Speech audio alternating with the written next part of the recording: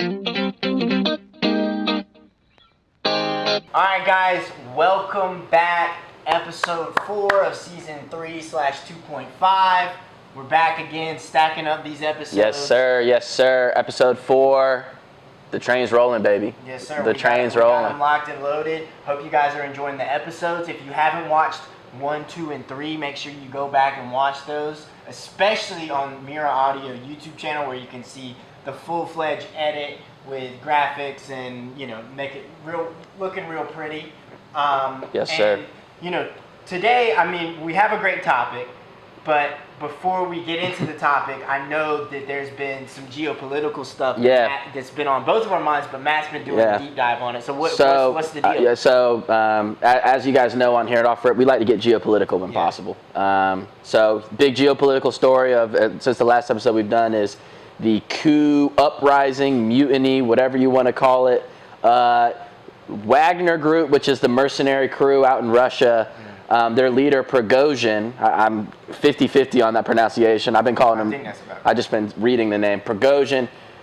You know, him and his boys, they rolled right up to Moscow, took over a city, rolled to Moscow. People on Twitter, people in the geopolitical spheres were speculating, is this a full coup? Like, are they about to run Putin out of there, or Putin out of there? He ended up turning around.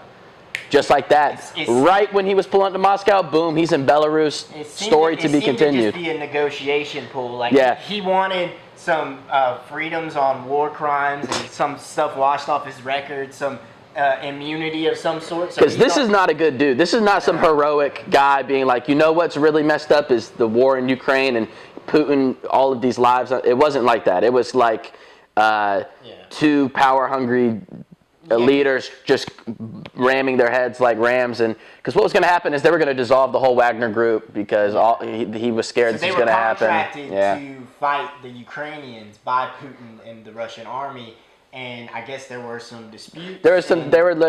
Basically they said, hey, you guys have been getting a little too hot, a little too big for your britches. I'm not like, you're kind of turning into a folk hero. You got to sign a contract by July 1st. To become part of the actual Russian military. He wasn't feeling it. Yeah, and you know what? Like, war crimes aside, Wagner Group, it's swaggy. It's a swaggy branding. It sounds fucking legit. Well, like some war mercenaries on some Game of Thrones shit. Like, it's pretty. I mean, it was scary. They got like the actual red skulls flying. I mean, it literally is something almost like a Tom Clancy novel playing out in front of you. Like he like you said, he does look like a Bond villain. He looks like a Bond villain. I mean, he's a messed up dude. We're talking like sledgehammers to deserters and all types of just like wild war crimey vibes coming out of that side. So we like the destabilization aspect. Yeah. It's making Russia. It's helping Ukraine, which we're hype on. Putin's on skates, but he's got to have the deepest bunker in the world. Yeah, his bunker is probably next level in terms of bunkers. Like, I would stack his bunker against whatever bunker we got. Apparently he's very, very sick, and he's got the most experimental of cancer. Or apparently they were saying he has like. Some type of disease. What's like the one that Parkinson's or something where he shakes? Yeah, Michael J. Fox. I've seen some videos where he's looking a little herky jerky with it. I don't want to speak for you personally, but I hate Putin. So I hate Putin. So anything that kind of is like, oh dang, Putin could get knocked out of his seat. I'm rocking with that. But then again, you take the zoom out. It's kind of like, well, this dude is evil too. So. Yeah, I mean, look, it goes in favor of Ukraine. I think that the whole conflict over there, I mean, I think it needs to come to some sort of resolution. I'm anti-war. I want this thing to get resolved. Obviously, they're going to have to come to some sort of agreement, some sort of negotiation at some point. So why not do it sooner rather than later so hundreds of thousands of people don't have to die in between that time. I'm pro-Ukraine, but like we have to be realistic about these things. They're not about to take over Crimea again and get Russian territory. There's the big counteroffensive popping off and all that. So we'll see how it shakes out.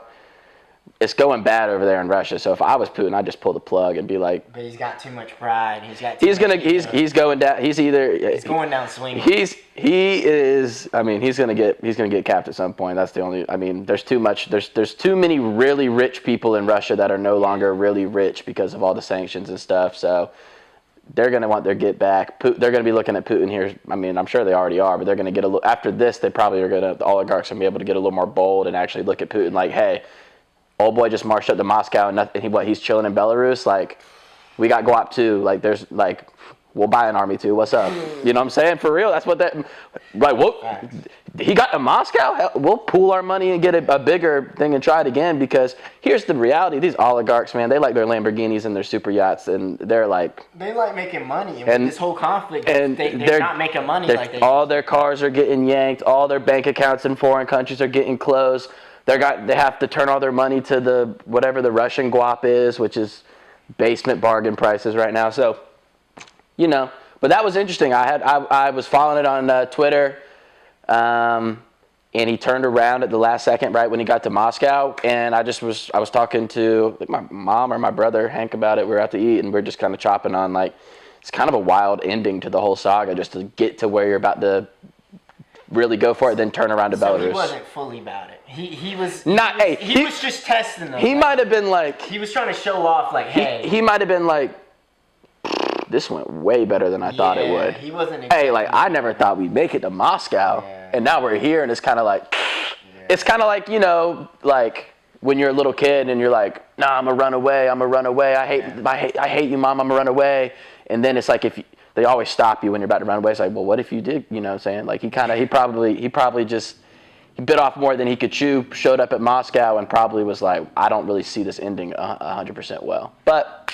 We'll see what happens. We'll see what pops off. So yeah, I mean, speaking of geopolitics, this Titanic submersible thing is pretty insane. You know, this episode is probably coming out a little later than the actual events that took place, but this is kind of reflection. Yeah, and we all remember where we are when we heard it. And once everything kind of settled, I mean, it's really wild how much of a sham they were running with this submersible. And RIP to all lives lost. Yeah, RIP to all lives lost, including the CEO guy who made it. Hold up, the actual leader. Guy, so the leader of the whole thing was down. Yeah. So is there kind of a person left that? Yes. Is there a dude left? They're about to get fucked. They're about to get sued out. The only thing is though, they had them sign documents before, like, yo, we're not liable. Like, if you die, like, you know the risk of this thing. Basically, right? So, I mean, the submersible community is really like small and close. Shout out James Cameron. Shout out James Cameron. He did an interview, you know, probably a few days after we found out that it had indeed imploded, and was like, look, like, we had been sending letters, and people in the community were like, we're worried about this project. So they knew they were fraudulent. They knew that something was going to happen. The submersible community was like, we don't rock with this. Because James Cameron was like, look, when we were working on our submersible, we literally spent 3 years just in the computer making sure it was right. Meanwhile, Stockton Rush, the CEO guy, he had like lights from Camping World and like I saw that video. Like, things on the side. So that PBS Sunday morning video, my mom had actually seen it like months and months ago when they first aired it, and the reporter guy who was there, who almost went down, but they had something went wrong, so they pulled him back out. He was doing a bunch of interviews after all of this news broke, and there was definitely an air of suspicion the whole time that he was there as well. Like, yo, like, what's up with this? Like, this is a little sketch. Like, this. But the thing is, they had been down to that Titanic in that sub before, like probably 4 times before. But 4? So this wasn't like the 100th trip gone wrong. No, I mean, it was. They've tried it probably a few times, but the conditions have to be so perfect to go down there, and so they've only gotten down there 4 times. And the issue is because they've used multiple different materials for it, and they were using like carbon fiber, metals, and all this stuff. Those contract at different rates under certain amounts of pressure. So it was a ticking time bomb, basically. So like the more times they go down, the more pressure that gets on it, the more kind of stress that the sub incurs. I think the porthole window blew, and it just. And the thing about implosion, there ain't much left, brother. It's scary how deep they were too. Like, I can't even imagine being that deep in the ocean, bro. They literally were 12,000 feet gosh. Under sea level. And so the thing that tripped me out is this is when we thought they were trapped and there might be hope to come get them. That's like a horror movie. Like they could. Yeah, and I mean, you look at this thing. I mean, it's like you're just in a little soda can. It's crazy. And watching the video, like you'll see, like they control it with what? Like an old, like not even like an actual Xbox, not even an actual Xbox controller, like the brand you buy when you need a replacement, you don't want to pay full price, like a knockoff game controller controlling a submergible that's supposed to go to the Titanic. Yeah, it was. I mean, look, and they were all sitting in there right on top of each other. There was no. I know you're not rocking with that. Oh hell no, bro! Automatically claustrophobia and being stuck. Imagine 12,000 feet of pressure around. And when think about that moment when it's not, something's messed up. Well, see, that's. Or do you think it came suddenly? But that's what we don't know. Okay, I don't know if. R.I.P. Hey, it's the worst way to go. Best case scenario outside of them getting saved. That's true. I think it just happened, and they said it's a millisecond, and it's gone. So their brains didn't have enough time to even register that, unless the guy was like, "Oh, we got an issue" or something. It would have been way. It would have been way more trapped. Bro, it would have been way more tragic if they were trapped and then not found in time. Bro, it's literally a horror movie, and that's why everyone got so obsessed with it, and it was everywhere. It was because, like, bro, I can't even conceptualize being that deep next to 5 dudes. Yeah. And there was a bag to shit and pee in, and you're breathing all the same air, and you're running out of oxygen.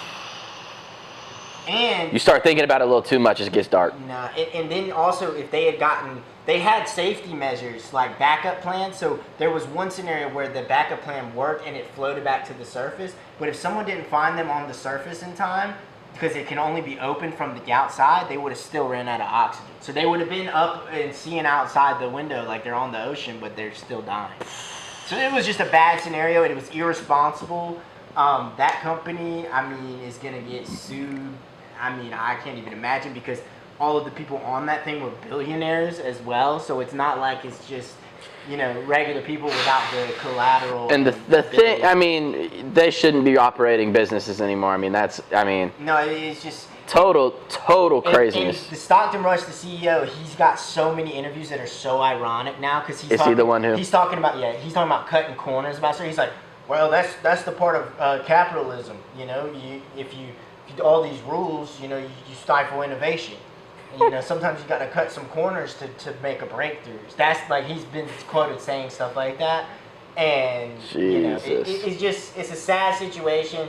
I feel most sorry for the 19-year-old boy that was on it, who was the son of one of the billionaires. Apparently, he did not want to go, and he wanted to impress his dad, and they went down there together. That's tough, man. Yeah, it's a really sad situation. Luckily, they didn't feel any pain, and it wasn't the horror show. But tell me this, ETA on a movie made exactly based off of this shit. I say 6 months. I mean, how long Someone's is it? In production. A year max. I mean, it's gonna be like a sci-fi. You know what I'm saying? It's gonna be one of those. It's a great script for like a horror movie, legitimately, and because people are obsessed with the Titanic, anyways. Like the Titanic is. Yeah. It's a spooky thing, man. It is. That feeling of being trapped and deep down there, like I can't even. You like the movie Titanic? Yeah, my sister Olivia, shout out Olivia, she's obsessed with it. She's probably seen it about 300 times. I'll hold my opinions then.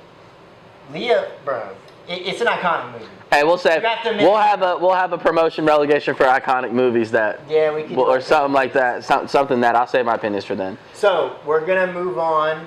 Now we're going to get into our topic for today. So we're doing promotion and relegation. That's top 3, bottom 3 for TV shows. This includes comedies and dramas. Reality. I didn't include any reality. We might have to do I was thinking that might be a separate one at some point. Let me think. Do you have a reality one in your 3s? No, I was floating it, but I'll take it. Yeah, okay. I was floating it, but I'll take it. TV shows, drama, comedy, loosely. And everything in between, kind of. Promotion, relegation, top 3, bottom 3. We're going to get into that, but first we're going to talk about our sponsor. Yes, sir. Yes, sir. All right, guys. Matt here with Off Rip, sitting here with Dane, and we got to give special love to our sponsor. Big sponsor. Big sponsor. Huge sponsor. Today's show couldn't have happened without them. Shout out to Tramatina. the cooking brand, mainly pots and pans, and in this case, the Amazing Pot. Now, what is so cool about this pot is really, if you can get this, there's a built-in pasta strainer on top of the pot that is already built in, and it is always there. It's attached. No, you can remove it. Can you remove it? Yeah, on the sides, but you just leave it on. That is how sturdy it is, though. That I thought it was permanent when it is actually. It's that legit. It's got this side open so that you can pour water in, pick out anything you want in particular. The strainer, non-stick, heavy gauge aluminum. There's some Teflon. Is there Teflon in there? I don't think it's a Teflon Don, but. Whoa. Oh yeah, Teflon. So it's Teflon. Holds 6 quarts. 5.7 liters. It looks like. I don't know. Wow. Think about 5.7. That's a lot of liquid. Yeah. If you just think about it as 2 liter. Anyways, you throw the pasta in, you throw the water in, you strain it. You don't have to do a colander. And you know what? I've made many a ramen in this pot right here. And how nice is it for the straining aspect? It's perfect. It's perfect because ramen there is a lot of excess liquid sometimes. Some people like it. Some people like to remove. Personally, I like to remove a good bit. I remove a decent bit. I like having some to sip at the very end. At the very end, but it's overwhelming when it's just so. You don't want liquid. It swimming in it, and I like the noodles. That pot's perfect for it. So, yeah, so you can leave a certain amount in, and then you can get rid of what you need to get rid of. It's a big time sponsor for us. Shout out to their corporate offices.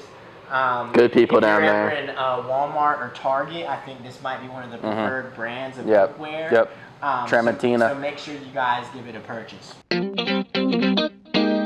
Alright guys, so today's category, we're doing promotion and relegation. That's top 3, bottom 3 for TV shows. That includes comedies and dramas. We're doing 3 that we think need more promotion. Maybe they're underrated, maybe they need more acclaim, and then 3 that we think might be overrated or just not good, or maybe their popularity outweighs the actual quality of the show. So we're going to start with our promotion category, and we'll start with 3 and go up from there. Matt, what is your 3 for this episode? All right, so before I get started, I want to just make this disclaimer. I think this goes for me and Dan. We didn't pick our favorite show. It's not like our Mount Rushmore or anything like that. This is for me.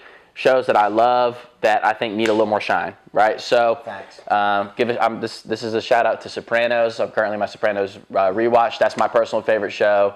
So just want to give them their due love before I start talking about other shows. So coming in at my number 3 spot, I got the HBO comedy series Veep.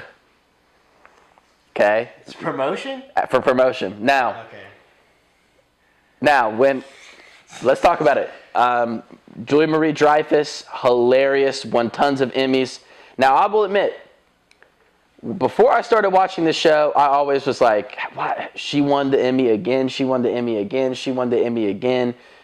Oh my gosh. And I was watching other stuff on HBO at the time. I always used to see Veep celebrated and all that. And I didn't really give it a shot until my fiance watched it, and she was like, it's hilarious, it's hilarious, it's hilarious. And I did give it a shot, and it scratched that itch for me. 30-minute episodes, smart writing, the jokes per minute are coming in hot. Her performance is Emmy-worthy. I see why she won the Emmys, because she is absolutely hilarious. It takes place in this political backdrop. It has very topical sort of jokes, but mixed in with like kind of that classic HBO kind of crude humor. That type vibe. You can tell they improvise on set. They all come from a comedy background. Writing is sharp. So I became a believer, and I picked this because I was someone who was like, screw that show, forget that show, whatever. Gave it a shot. I mean, I slammed through the series super quick. So shout out to Veep. Shout out to Julia Marie-Dreyfus. If you haven't seen Veep, this is your sign to give it a watch. I'll hold my comments. Oh! I might have more to share later. Okay, let's go. Oh, jeez. Oh my gosh. But I will say, for me, it is a little bit of a weird pick for promotion, because it's like, bro, I feel like people dick ride that show, and like it gets all the awards every comedy season when there might be some better comedies. When people talk about goated, like people really put. It's on the top of all those lists, dude. That's my vantage point. I don't see. I'm yet to meet someone in the flesh who it's like written a lot of. But whenever I talk to people, no one. It's like a media. Yeah, like if but on the ground. I'm talking boots on the street. People kind of react kind of like a Veep. Veep. It's absolutely hilarious. So I'm a Veep guy, and it's fresh on my mind. So I'm gonna give it some love. I'm a convert. Fair enough. And we'll see what you say. I got that as a little spoiler. I'll have more to say on that later. So my third spot for promotion is a show that I know me and Matt both love. It's a show that it does get a lot of acclaim, but I think it should be touted in that upper echelon. That's BoJack Horseman. Ooh. I think that it is probably the best animated show ever created. I think it needs to be addressed in that way. It is on most of the lists as like a top. I checked earlier. Rolling Stone had it as 40 on the greatest TV shows of all time. I really do think that it could be in the top 20 or 15. And, if Simpsons weren't in there on a legacy pick, I mean, BoJack in terms of like a product and an actual show, it should be in that, kind of upper echelon, what people talk about, when they're talking about the biggest hits of the animation scene, and even transcending animation, just shows in general. It's just they're able to do so much with the animation and the storytelling, and I'm gonna be some of my favorite episodes of television ever are in BoJack. Yeah, like something that'll leave you just like, oh my god. Like I will say that BoJack Horseman should be talked about in terms of one of the greatest shows, period. Yeah. And it's by far, in my opinion, the best animated show I've ever seen. So it really does, it kind of takes a character that would be interesting in any scenario. Right. And then you combine the animation, you can do anything creatively with it. And it's still got that darkness, that drama, that intrigue that you get from like a Sopranos or you get from a Mad Men. That kind of iconic anti-hero, kind of super layered, deep character. And the fact that they pulled that off in animation is just and it's also like hilarious. It's so funny. It's so smart. Great satire on the entertainment industry. Yep. And it's just there's something special about it, man. And it does get talked about a lot, but I would like it to be talked about more. Like when we're talking about great TV shows, I think that always animation gets knocked down a peg, which rightfully so on the most part in terms of those conversations about the best TV shows of all time. But when I'm seeing Simpsons top 5 every list, I'm like, okay, Simpsons, iconic legacy pick. But if we're talking a full start to finish great product, I think BoJack Horseman is the best way to go. 100% agree with you there, brother. All right. So what's your number 2? My number 2. I was thinking about a reality TV show. I had a slash here, but I'm cutting it. My number 2 for promotion is what I consider to be the funniest show of all time, and that's Nathan For You. Okay, that's a good pick. So, I wasn't thinking about that realm of television, but reality, I guess technically it's reality, but it's a comedy. So Nathan For You is by Nathan Fielder. It is where he goes and, under the guise of trying to help a struggling business, does some type of crazy promotional element to their business that's always off the wall, insane, brings it to reality, and then you get to see the results. Yeah. Absolutely genius.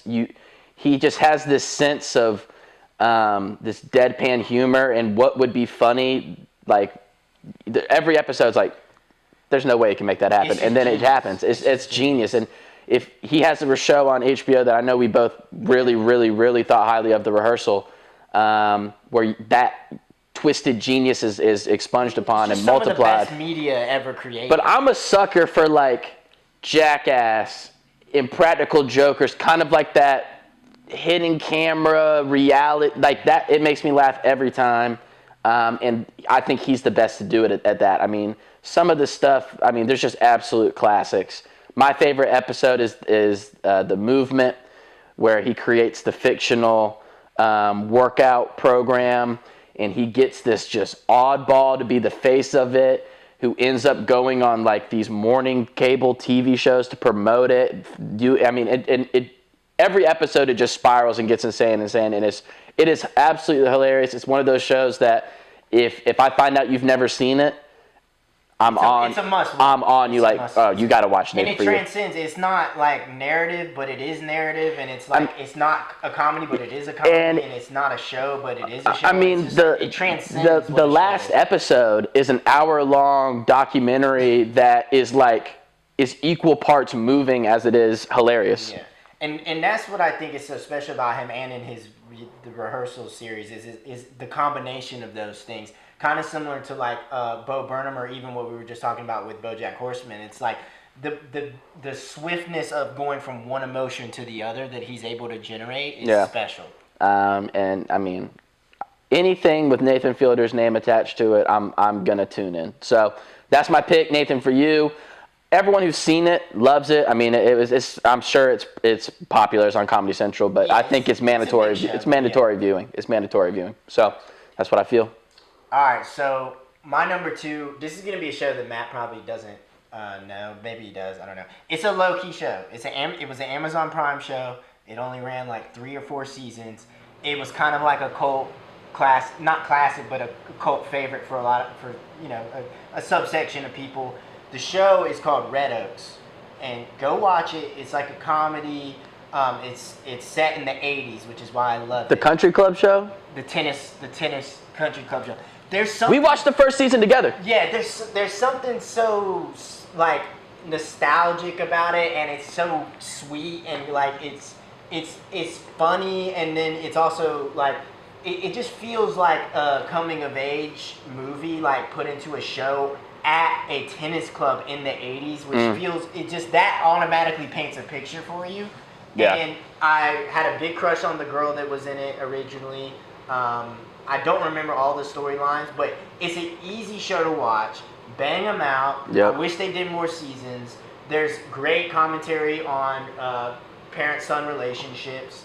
And it's just fun, dude. Yeah. I love tennis, too. If you're a tennis fan, I mean, it's not really about the fundamentals of tennis, but it's that backdrop evokes that feel. And I love the 80s, man. It's like a time capsule. The thing I remember the most about that show, because we watched that first season, and you kept watching them as they came out. I just watched the first season only, but I mean, cinematography, really, really good. Yeah. It captures that country club in the 80s, that kind of suburbia feel. Yeah, it's got it's got a coming of age element. It's got a little romance. It's funny. It's heartwarming. Yeah. Well acted. They need to make more shows like that where it's not do or die stakes. It's a nice little time period dramedy, mid-budget. The 30-minute episodes, and they're fun to watch. You're not going to remember all the characters' names. You're not going to remember the plot 100%. You're just going to remember, you know what? I had a great time watching that show. It's about vibes. It's about vibes. That's what that show's about, and I think that it's not really talked about at all. Like, I mean, look, I'm not saying that it's one of the best TV shows of all time. I'm just saying that, like, it should have got more play. It should have had more seasons. It did end nicely in the set of seasons that they had, but I feel like they could have kept pushing and done. How many did it do? 3 or 4? I think 3. 3. Yeah, I think 3. 3 sounds about right. I think it ran like 2015 to 2018, maybe. If that sounds about right. But it's an Amazon original show when Amazon was just getting going with their original series. Yeah, I remember. So it was one of the early ones, and I mean, it's got a good cast. Like I forgot his name, but the main guy in it he's been in I think the movie Submarine, maybe. I think he was the star in, which is like a Speaking of which, age cult classic. Full Circle, Submarine. Yeah, full circle with the Titanic stuff. But yeah, so that's my number 2 pick. Make sure you guys go check that out. It's a fun, easy watch. My number 1 pick for promotion. What needs more love? So I put this show. I'm not saying it's better than or just as good, but it deserves to be mentioned with the likes of Mad Men, with the likes of The Sopranos. Wow. It deserves to be in that best drama of all time discussion. Okay. And that's The Leftovers. I knew that was what you were going to pick. So The Leftovers, an HBO drama starring Justin Theroux, created by Damien Lindelof, who was Lost. He was involved in Lost, and more recently involved in the new Watchmen, which I really like. But anyway, so the premise is in a snap, similar to, I guess, that Marvel vibe. Thanos. Yeah, people just disappear from the Earth.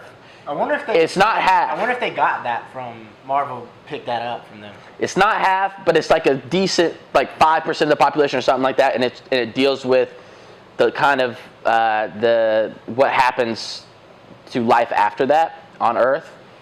It has amazing writing. I love that it involves some of these. It blends reality and mysticism, and it has things where it make you question it brings in the supernatural, but it's also very grounded. The characters are extremely well written. It's emotional. You get deeply invested.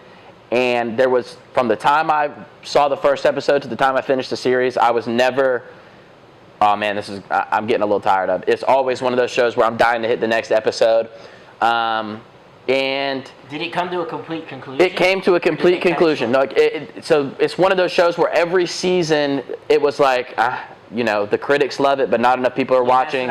They might cancel it, and then they always, because the fans would fall, they were able to kind of end on their own terms. They only did 3 seasons. Yeah, they had a cult following. It's a big reason why I like The Sopranos. Is if you've ever seen The Sopranos, yeah, it's about mob and it's about family dynamics and it's about all that, but it's not. But it's so much more than that. They have these deeply surreal, artistic dream sequences and these things that interplay with kind of that gritty reality where The Leftovers is the same, where they have these, they're dealing with these big sweeping themes of life, death, meaning of life, and they're bringing in crazy artistic dream sequences, and you're constantly questioning what's real and what's not. And huge Leftovers fan. If you're into like a Mad Men, or you're into Sopranos, and you're someone who has an appetite for it's not a funny show.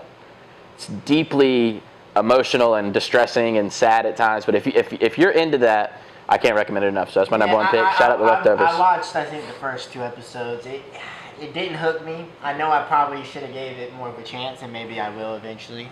It's a slow burner. Yeah, it definitely seems like that. It's interesting. I like the concept. I like the pitch that Matt gave, so maybe I'll go give it another watch. It does seem like one you got to be strapped up. It's like you got to be locked in. It's not like the type of show that's like, oh, I'll just throw that on and chill. It's kind of like you got to make that your main event because it's heavy vibes. So let's go Leftovers. All right, so my number 1 pick for TV shows that need promotion. This is one that Matt's gonna geek out when I say this one. They only ran 1 season. You know what I'm talking about. Mixology, baby. Mixology. Mix it up, baby. I thought Matt might have had, but maybe he forgot about it, overlooked it. I thought about it. It only ran, I'll let you go. But yeah, all right. So look. It only ran 1 season. And it was... Which is a travesty. Was it maybe a Netflix? Or it was ABC, wasn't it? I thought it was an early Netflix, but maybe I'm wrong. Either way, they only ran 1 season. There wasn't much publicity about it. I remember it popping up, I guess, on, let's say, Netflix. And I was like, okay, what's good with this? I can't remember which one of us watched it first. No, we watched it together, I think, for the first time. Oh, we did. Yeah, so, I mean, it was similar to the Red Oak situation. We watched it together. And let me tell you, the most vibey, swaggy. It's just a group of friends that are all kind of centered around this bar, and they're all handsome. They're all beautiful. The main girl is a baddie. I was obsessed with her. Like, I followed her on Twitter as well as the Red Oak girl. That tells you where my mind was at. Yes, sir. It has that 2014 feel, like early 2010s. Andrew Santino, who is actually a big comedian now, surprisingly was one of the main characters who I thought was one of the funniest ones in that show. And I didn't make that connection until probably a year ago. And it's so fun to watch. It ends the season on some resolution, but it's also like, man, they could do so much more with this. Like, there's swaggy relationships, there's just vibes, it's just... I don't even really remember what the show is about. All I remember is it's in a bar. It's in a bar, and everyone was really attractive, and everyone had the perfect one-liner, and the dialogue was slick. What I say is slick. It's like mid-20s people like swagging on each other. They're a friend group, but they got their own slow-mo shots of fire cocktails being cosmetology. Hey, the bartender's a character. Yeah, was there a baddie bartender? It was all centered around the bar. So yes, there were some. So the bartender. Some of the people worked there, and some of the people were guests and would come in all the time and were like regulars. Love triangles. All I know is it's definitely centered around more dating vibes, and it's just there's something about it. It just gives you that vibe. It makes you want to go flex. It makes you want to. Back in those days, we watched it. Want to send some DMs out. We were in high school when we watched it, and I just remember when you're not 21, you can't go to a bar. But to us, when we watched it, I just remember it sparked something in us where it's like, yo, the coolest thing in the world after watching Mixology is to put a fit you feel good about on, hit the bar with your boys, and just have a swaggy night. It literally, we were geeking over it. We were vicariously living through that show. And yo, imagine when we're 21, it's over. It's over. And that's the thing, if you guys have ever seen, I'm going to draw a weird parallel, the show Dating Around on Netflix, the actual dating show, that show was the closest I love that. I love Dating Around. It's so good. And that's real, but it gave me the closest feeling I've gotten to that mixology vibe. And, mixology is even more theatrical because it's an actual show. So there's something just so swaggy about it. I don't remember what city they're in, but it gives you that vibe I want to go move to a city and just go, all that. But it's a great show. Shout out Mixology for real. You know what? It's due for a rewatch. And I'm about to crank that shit out. I'm almost scared it's one of those shows where we go back and we're going to be like, this is awful. It might it might be better left in the past. I might let you guinea pig how it hits on a rewatch. It might be a show that in my mind is amazing and you can't touch it, and I might want to leave it at that. It might pop that bubble. I'm gonna watch watch the pilot again, and then I'll let me know how it hits. You know what movie Mixology reminds me of? It is very much of that. What was the movie with Miles Teller, Zac Efron, and Michael B. Jordan?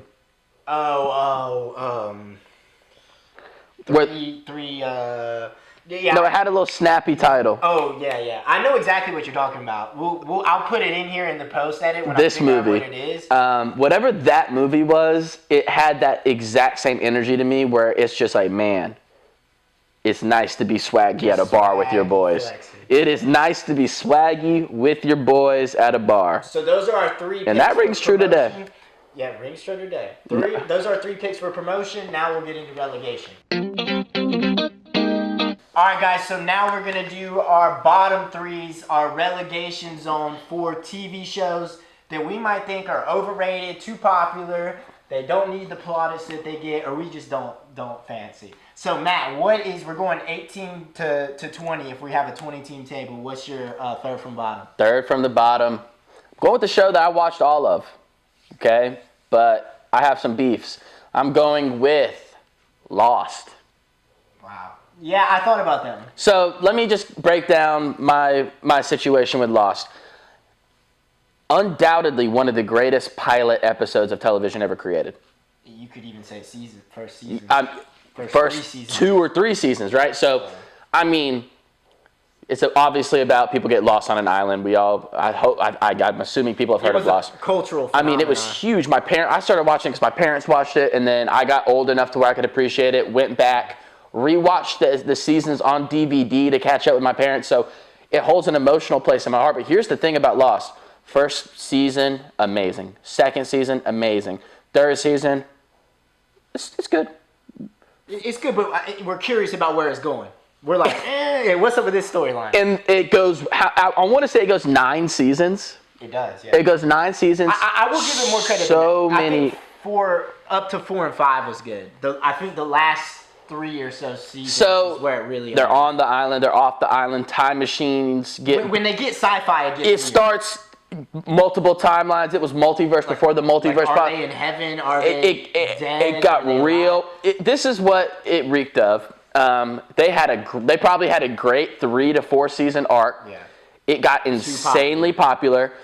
ABC was probably like, hey, Damian Lindelof, shout out Damian. I got your other show number 1 on my promotion list, so don't hate me too much. But Damian ABC probably went to him and was like, hey, this is the biggest show on TV. We want to do like 5 more seasons, and we'll write you a blank check, and we'll make you the highest paid showrunner of all time, and keep cranking these things out. So that's when they got gimmicky. Yeah. Plot lines went on for too long. They're killing off people, then bringing them back, then killing them off, then bringing them back, and then bringing their twin brother back that got killed off. It's a mess. But I will say, if you want to watch some great television, watch those first few seasons. Yeah, I mean, dude, Matt had influenced me to watch it. I watched Lost a little later. Obviously, 2000s vibes, like I would see it everywhere on television. But I never really dived in. Great concept, great show for like 3 or 4 seasons. Obviously, it started to unravel. Too many people, too many storylines, too many. Like it just is like if there's they kept going down further and further down a rabbit hole, and it's like, bro, where are we going? Hey, dude? if there's a plot gimmick, they've done it. But also too, if like in your mind, you're like, if they pull all of this off, it might be the greatest show ever. And they did. It's one of those shows where you're like, hold up, are they going to explain like the sentient black smoke thing that goes around and eats people? Or we'll never. No, bro, I'm telling you. In the bunker. We're just never gonna talk about it. It's like, hold up. They thought the island was uninhabited, and they find old dude in a bunker who apparently has been there for 1,000 years. We're just gonna kind of chill on that, and then go to this other thing. It's truly bizarre, dude. Like, not to spoil it, they leave the island, come back, leave, come. I mean, it's like literally like what can we do this season? I don't know. Truthfully, I didn't complete the first season. I probably got 5 seasons deep, and then I was like, I've got the best of this show already. I think at its peak, I mean, Lost is up there in that conversation with some of the best television, but it's all about the full project, as we've seen with Game of Thrones. You gotta know when to. You gotta knock down some last season. You gotta know how to end the show. You gotta know, and that's shout out Succession, because people. A lot of shows recently have been. I know they've learned from past mistakes. You want to end with the people wanting more of you rather than doing the whole Lost thing. So that's a good pick. I agree with that one. So my third from bottom, I'm debating between 2 right now. I think I'm going to go with the easy pick. This is one that Matt had in his promotion, but I'm going to go Veep, dude. Oh my gosh. Hey. Dude, I mean, I'm similar to your origin story on it. It's like, bro, how the fuck is she winning every single year the Emmy? Like, they won so many Emmys, it's insane. And I'm like, where's the boots on the ground people that are like rocking with the show? That's me. It's almost like it got caught up in the cloud of its own hype and like, so it was, to me it felt very Hollywood, like insider, like, okay, this is the show we're boosting, this is the show we're all behind, it's safe, it's, there's likable characters, it's kind of funny, but it doesn't go too far one way or the other. I've watched maybe the first 5 episodes. I mean, I can see why people watch it. I can see why people like it. For me, if it wasn't as highly plotted, I wouldn't have it here. The issue is it's probably won 20 to 30 Emmys. Meanwhile, there's some other great comedies that were in that section every single year that weren't getting the notoriety that they deserved. So that's where I felt like it monopolized the award scene. Julie Louis-Dreyfus, she got on some legacy shit off Seinfeld. Like, she got she's Hollywood. Like, she's got oligarch. I'm putting my stamp down. I used to think like that. I watched the show. She deserved all the Emmys. I'm putting my foot down for it. And it just feels real like Hollywood. I got a big crush on her. I won't lie. Yeah. I'm putting it out there. Fair enough, but I mean. She's funny on there, bro. She's funny. I'm not doubting that it's funny and it's cool or whatever, but I just think there's been so many strong comedies this century that it's like it's tough for me to really ride for that one when it's won more awards than all of the best comedies that they're been, I would say, like, Parks and Rec washes Veep, but it didn't really get as many Emmy awards. It got Emmy awards, but not as many as Veep. Especially, like, given, like, I don't know, Julie Louis-Dreyfus, I mean, that that run she went on is maybe the best run anyone's ever been on. It's an she won like 6-7 years in a row, like just on some It's an undefeated shit. type run. So I will say Veep on my third from bottom. All right, so Matt, what is your second from bottom? Second from the bottom. I'm not saying it's a bad show, Dane. I'm really not. I'm not saying that it's not funny. It is funny. I've seen a lot of the show, but it's not deserving of the status it has. And I'm going with 30 Rock. I strongly considered this. I'm going with 30 Rock, and here's the thing. 30 Rock is often talked about as one of the funniest comedies of all time. It is mentioned with the Offices and the Arrested Developments and It's Always Sunny, like Veep, the Pantheon. Okay, just like you were saying about Veep, that it's the ultimate. Very similar to Veep. It's the ultimate insider show. This is the ultimate insider show. This is kind of like, shout out Tina Fey, but it's kind of like, okay, once you do SNL. Once you write for SNL, then you can go write for 30 Rock. It has a very SNL type of humor to it. I will say, Tracy Morgan on that show is absolutely hilarious, and all of my hate for the show excludes him because I think he kills it. But like, it's very inside baseball. It's very like it's for people in that kind of sphere of comedy writing. It's like a lot of really talented joke writers writing jokes for other talented joke writers, and it has some really funny jokes, has some really funny gags, but it's like I watched a lot of 30 Rock because it came on NBC before The Office would come on, and me and my family would watch The Office, and they always watched 30 Rock, and I always took the time while they watched 30 Rock to make my snacks, prepare myself for The Office. So I'm not saying it's bad. Yeah. I'm not saying it's unworth. I'm just saying, as is The Exercise, it needs to get knocked down a peg. It's a little too revered for me. I don't quite buy into the hype, other than Tracy Morgan. I agree with you. I think it's very much in that Veep category of criticism. No, we're not including Veep. Well, for me it is. Where it's like, it's insider baseball. It's like an SNL circle jerk. Everyone's just pushing their narratives, pushing their little gimmicks. It just almost, you know what? It almost feels too calculated. It's almost like too joke right. I mean, it's about a fictional SNL type show. Yeah, exactly. And it's just Alec Baldwin is kind of funny in there, though. There's good performances. I'm not. It's like you said. Hey, Alec Baldwin, it's gone downhill, brother. Sheesh.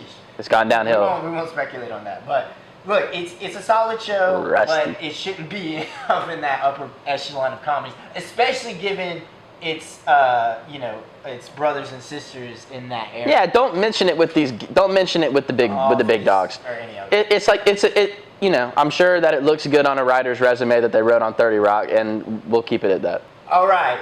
So my second from bottom TV shows that are in the relegation zone. This one's a controversial one. It's very controversial. I'm not saying it's a bad show.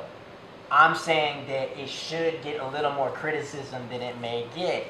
This show being Atlanta. I gotta put it in here. I want a PSA that I do not. I like Atlanta. But it's nothing like. Trust me, I was super excited when Gambino announced it. He's like one of my favorite like creatives, and like I love his humor. I love his stand up. I love his rap. Like he's just a very cool dude. So the first season, dope. I'm like, okay, cool. Where's this going? I feel like as the show unraveled, it's just like a pet project for him where he can just throw shit at the wall and see what sticks. Like there is really no like building of a narrative to me. Like it floats between different themes, but in terms of character development and actually following a story with these individuals, like it did in season 1, it just becomes kind of loose and abstract, and it's not what I saw for the show. Like in my head, I wanted it to be, okay, Atlanta, rap scene, come up, what they're doing, how their struggles getting by, moving up on the ladder, getting on certain things. Instead, it turns into like, it does have a lot of good commentary about the America and Atlanta and all the race relations, all that sort of stuff, but it just becomes one-offs. Like it almost should be like a limited series where each episode is kind of its own different thing, and that's what it turned into in that last season. And there's great moments, there's cool things, there's cool concepts, but I almost think it just gets too big for its britches, kind of similar to the Lost thing, where it's like trying to do too much, whereas I would just love to see a real cool narrative that kind of follows these people as they navigate this interesting, culture and come up. So that would be my criticism, as well as like people definitely dick ride it, like they're all about it, and it's like I saw on the Rolling Stone list it's number 9 all time. I'm like, that's egregious to me. I mean, maybe top 30, but come on. I mean, I just think it's rated a little too highly for the product that it is, especially given it's only been 3 seasons or 3 or 4, and it's not necessarily at a conclusion where it's like, okay, this all makes sense and it's a well done, well packaged project.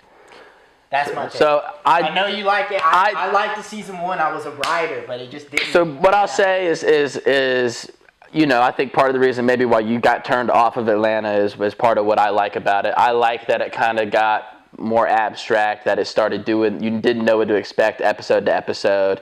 That wildly inventive, we're breaking a lot of molds just in terms of what you can do on a TV show. But I do see the perspective of, if you're really invested in like the Paperboy, there's no character going from and part of me knows, I feel like that Donald was like, knew that people wanted that kind of straight narrative. Oh, it's about a rapper who comes up and then the dynamic. And he said, screw that. I want to get off what I want to get off. I want to talk about it. And he did turn it into his pet project. Yeah, that's what I'm saying. That's my criticism. I just so happen to like that. It just became something for him to stroke off his ego and be like, look how creative I am. Look how crazy this concept is. Look at this. It's like he just kind of gave up on what he originally. He got me though. I loved it. So there's still good parts of it. I'm just saying, like. I see. And also, I'm gonna be honest. Gambino's stock with me has dropped off tremendously. I think he's got a huge ego in general. I think he's so hoity-toity, and he thinks he's like some like next level like inventive and he is, but like he's not. Like, bro, come on. Like, come down to earth a little bit. You were on Community, bro. Like, start with give me some of that, bro. Give me some of that earnest shit. Like, it just, and that's what the show was in season 1. It's that earnest, real shit. And it just turned into, oh, what's the craziest concept that I can think of that's like so high art? And that's my talk about it. We don't have to keep harping on it, but that's just what I think. Second, my bottom is gonna be maybe nonetheless controversial, but I got more to say on it. Okay. Okay. That's bottom of the table. My bottom of the table. TV shows, relegation zone, bottom of the table. I had Masked Singer on here, but we'll do reality shows in I had Masked Singer. There's just too many. And I'll talk about Masked Singer when it's time to talk about Masked Singer. But the number one show that needs relegation, needs to be knocked down a peg. I know it's beloved out there, but it ain't for me. That's The Walking Dead, brother. Yeah, that was my first off. I almost had that in my 3. So, you know The Walking Dead, zombies, cool. Have I seen the whole entire Walking Dead? No. I don't think many people do I still feel comfortable talking down on The Walking Dead and roughing it up? Yeah, I do. I saw the first. I think I saw the first season. I feel like everyone at least watched the first season, the first couple episodes. I'm not feeling it. I don't think that there's a lot of depth to it. Yeah. Some good actors were on there and their career, but it's one of those classic shows where you got to know when to cut it. And now I'm learning that AMC has created and is developing like offshoots. The Walking Dead cinematic universe. No, it's like a whole universe, dude. It ain't for me. It gets talked about, or people who really like The Walking Dead are evangelical about it. I mean, yeah, they will tell you for me it's exactly why it's amazing. They'll tell. And for me, it lacks depth. It went on too long. Could never figure out the tone. Yeah, for me, it's very lowbrow, for the masses. It's what the masses would say is one of the best shows of all time, because it's easy for them to get into and follow, and there's not really the depth to what we've seen in a lot of the best dramas that are out there. I feel like with the Walking Dead, it was floating between tones of what it wanted. It was very much did it want to be kind of very much oh, we're kind of lowbrow, gory, kind of B-movie fun versus an artful meditation on human nature. For me, it's yo, if we're doing zombies, you got to give it to me The Last of Us style, very serious, well acted, like dark tone throughout, serious tone, great writing, or you got to just be like, hey, we're like Evil Dead, Shaun of the Dead, like we're gonna kill zombies and have fun doing it, wink wink at the audience, and let's have a blast for an hour. It was like it just floated in the middle of that. And that's exactly my beef with it. So and 13 seasons or something, it's outrageous, dude. And I just always also heard, like, I forget the name of the character, but it's like, is blah blah blah gonna die this episode? Yeah. Is blah blah blah dead? Is blah blah blah dead? And I got tired of it. But yeah, and it's an annoying Twitter show too. Like when the episodes used to drop, like that shows we're old heads on Twitter. Yeah, that's what I'm saying. It's for the masses. It's for the 45-year-old husband and wife to watch on Tuesday nights with a glass of wine, and that's fine. And I'm not saying it's bad, but you know, it's just if real depth and dramas is what you want, it's not a show that I would and then also if you want like zombie killing high octane fun, is also not a lot of that at times. So yeah, and I think also too that I've only watched the first episode, and I know you've watched the full season, but with it coming up against The Last of Us now, it's kind of pales in comparison in terms of like the zombie exploration, sickness world type shit. So that's a good bottom pick. I almost had that one in there. So for me, my bottom pick is a show that I've criticized a lot, and I think it's the most deserving of a relegation zone bottom spot. I'm saying it's rock dead bottom. Like bottom with some weights on it, like some old school mafia stuff in the Hudson. That's Euphoria. It's gotta go. I'm anti-Euphoria. Let it be known. I think it's so gimmicky, it's so cheap, it's so stupid. Sam Levinson is a sexual abuser. We've seen that with The Idol and kind of his on-set stuff. I think he's a perv. I think he just wants to get off and see women naked, famous women naked in his show and write these crazy, outlandish storylines. Matt has mentioned to me that you got to look at Euphoria from more of a sci-fi angle, but I can't picture that with kind of how it outlines how these teenagers and high schoolers move. This is not an accurate depiction of high school whatsoever. And I don't know if he's going for that, and I don't think he is, but still, there has to be some sort of grounded truth in it that kind of brings me back and wants to follow these people's stories. For me, it's just like, okay, let's just be the most raunchy, sexual, druggy, like, crazy storylines possible. Like, everything is amped up to 10. Like, everything, glitz, glance, saturation all in your face. And it's like, okay, that's nice in a short doses, but it's like, what is this show actually about?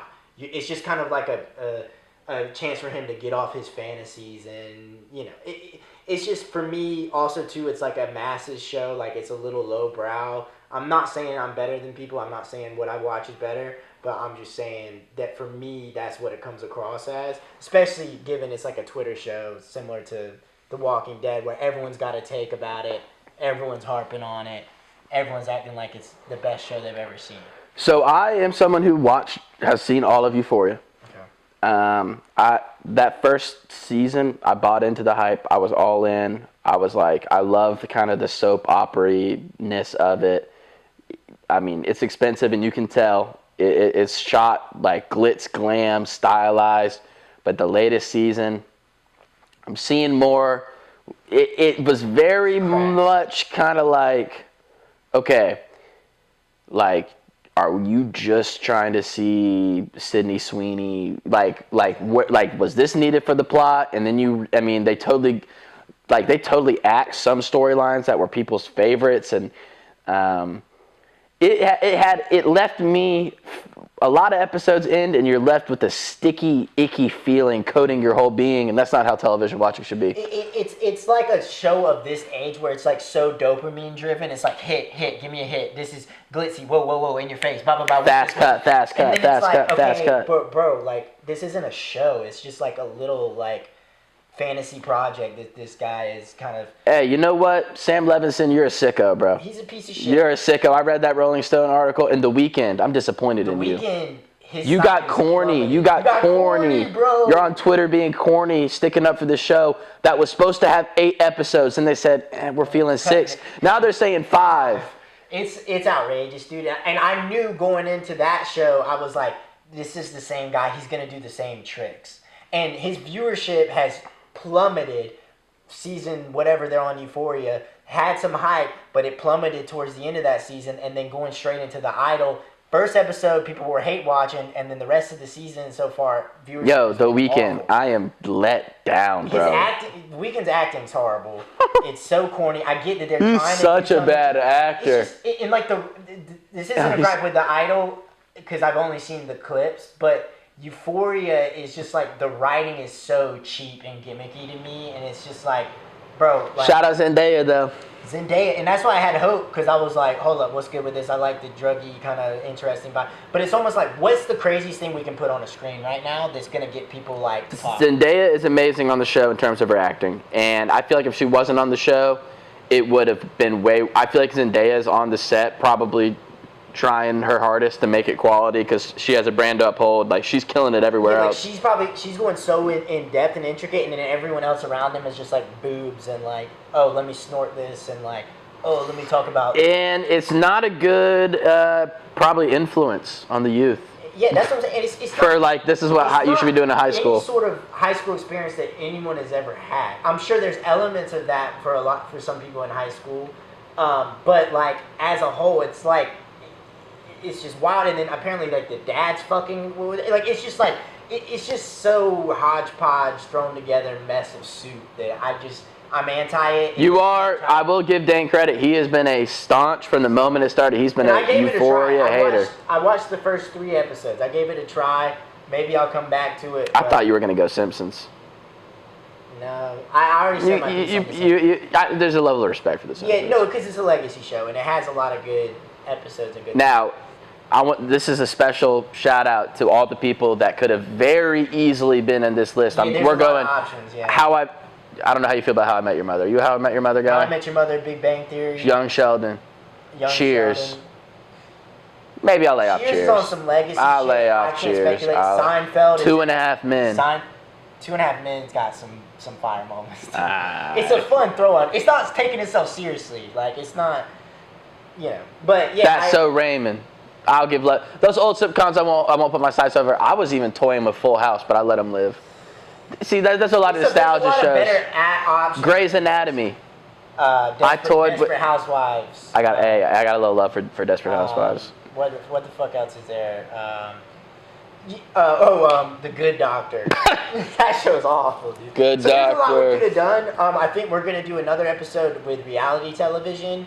Eventually. Stay tuned for that. I wanted to keep that separate because that's a whole nother can of worms. Yeah, it's a whole other can of worms. So thank you guys for watching. That's our bottom 3s, top 3s, promotion relegation for TV shows. Hope you enjoyed the episode. Make sure you guys like, subscribe on the YouTube, leave us a review on Spotify and Apple Podcasts. Make sure you go back and watch the first 3 episodes. We got a lot more coming, so stay tuned. Yes, sir.